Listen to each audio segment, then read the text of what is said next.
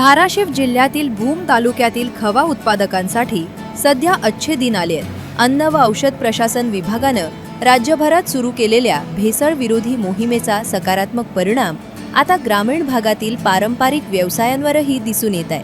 तुकाराम मुंढे यांनी अन्न व औषध प्रशासन विभागाचा कारभार हाती घेतल्यानंतर राज्यभरात भेसळयुक्त अन्नपदार्थांविरोधात कारवाईचा धडाका सुरू आहे. या मोहिमेमुळे बाजारातील भेसळयुक्त खव्याचे प्रमाण कमी झाले असून भूम परिसरात तयार होणाऱ्या शुद्ध खव्याला मोठी मागणी निर्माण झाली आहे. परिणामी खव्याच्या दरात प्रति किलो तब्बल 30 रुपयांची वाढ झाली आहे. भेसळयुक्त पदार्थांची विक्री करणारे व्यापारी मागे सरकल्यानं शुद्ध व दर्जेदार खव्याला बाजारात चांगला भाव मिळत असल्याचं चित्र आहे. त्यामुळे ग्रामीण भागातील खवा व्यवसायाला नवसंजीवनी मिळाली असून अनेक उत्पादकांचा व्यवसाय तेजीत आलाय. भूम परिसरातून दररोज सुमारे 30 ते 40 टन खवा राज्यातील विविध शहरांमध्ये पाठवला जातो. भेसळ रोखल्यामुळे ग्राहकांचा विश्वास वाढला असून स्थानिक खवा उत्पादकांनाही त्याचा थेट आर्थिक फायदा होत आहे.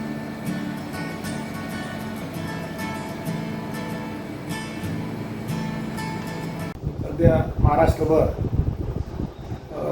तुकाराम मुंढे साहेब यांनी भेसळखोरांच्या विरोधात मोहीम उघडल्यापासून महाराष्ट्रभर प्रत्येक जिल्ह्यामध्ये प्रत्येक तालुक्यामध्ये धाडी सुरू आहेत आणि त्याचा परिणाम म्हणून बाहेर राज्यातून येणारा किंवा राज्यात तयार होणारा मिठा मावा, डुप्लिकेट मटेरियल, कलाकंद, हलवा असे पेढा म्हणून जे विकणारे पदार्थ होते ते आता मार्केटमधून गायब झाले आहेत.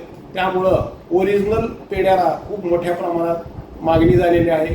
आम्ही खवा क्लस्टर भूम या ठिकाणी एकदम ओरिजिनल खवा तयार करत असल्यामुळं त्या ठिकाणी खूप मोठ्या प्रमाणात महाराष्ट्रभर खव्याची मागणी वाढलेली आहे, भाव पण वाढलेला आहे.